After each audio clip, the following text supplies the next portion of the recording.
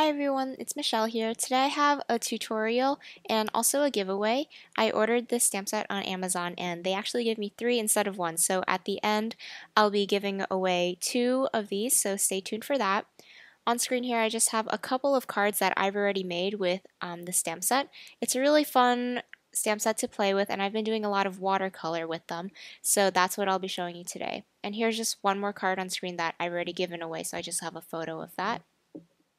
So I'm starting off with a piece of watercolor paper that's cut to 4 1/4 by 5 1/2, so that'll be the perfect size for the front of a standard size card base.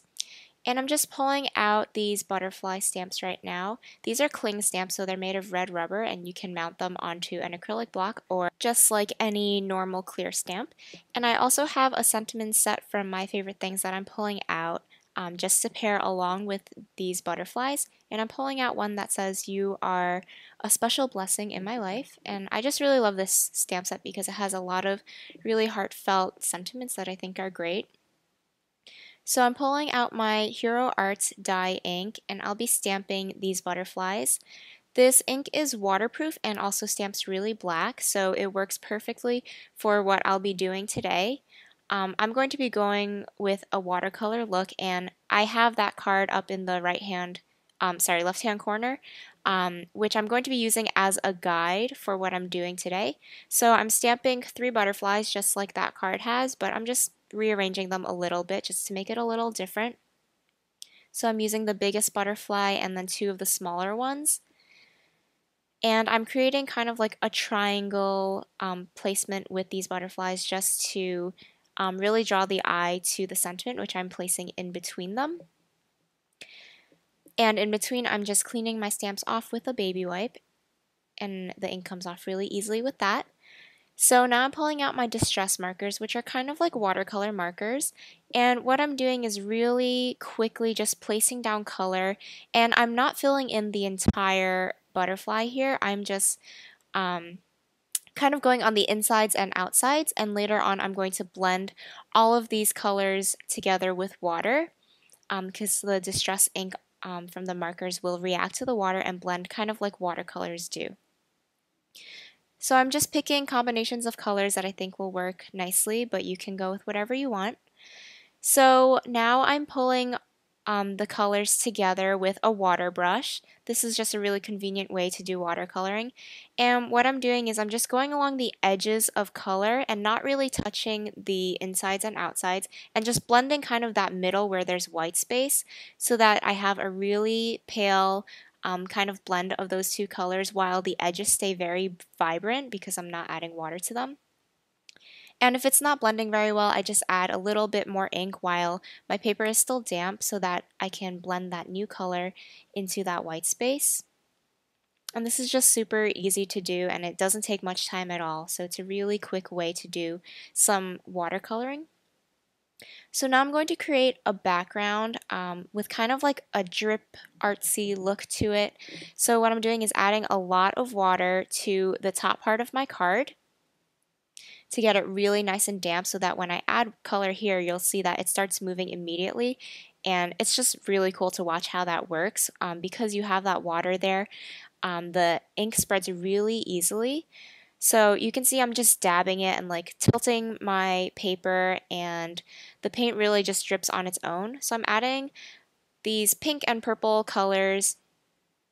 You can really go with whatever colors you want. I tend to go with colors that are a little different from the ones I used in my butterfly so that you kind of have some contrast there. And then I'm also adding a little bit of like a blue-purple color. And you can see how easily that blends, and I really love the effect of the little drips going through the sentiment.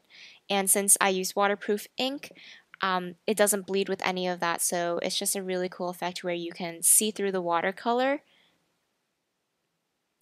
So I'm just kind of blending out the edges to make them softer and also wiping up where there's too much ink. I wiped it with the same baby wipe I used earlier. And I went ahead and heat embossed this background to get it all dry so that when I add splatters, it won't blend. So I'm just adding splatters of yellow and green. And for these, I like to bring in colors of the butterflies that I painted in, just to tie in all of these colors to the background. And I actually went ahead and dropped in both colors at once because I was impatient. But if you want to add a lot of different colors of splatters, I would recommend letting them dry in between. You can see how in some of my dots, where the yellow and green splatters overlap, they kind of blended. I'm okay with that, but if you don't want that to happen, you can just let everything dry, and you'll prevent that. So when I was done, I just set that aside and let everything dry, and I kept it really simple by just adhering this card front onto a standard size card base, and that finished off my card. Here are a bunch of close-up photos. I really love how the drips of the watercolor paint turned out. And I also have some photos of the other cards that I created with similar effects. For two of them, I used a very similar technique where I stamped in black and then added watercolor. But for this last one, what I did was I stamped it in Versamark heat embossed in white and then added watercolor on top of that, and that produces a much softer effect. So you can really get a lot of different looks with this really basic stamp set. So I have a really fun giveaway over on YouTube and Instagram. So since I received 3 of these stamp sets, I'm keeping one of them but then giving the other 2 away. So I'll be giving one away on YouTube. All you have to do is leave a comment on the video letting me know what your favorite thing to do with watercolor is.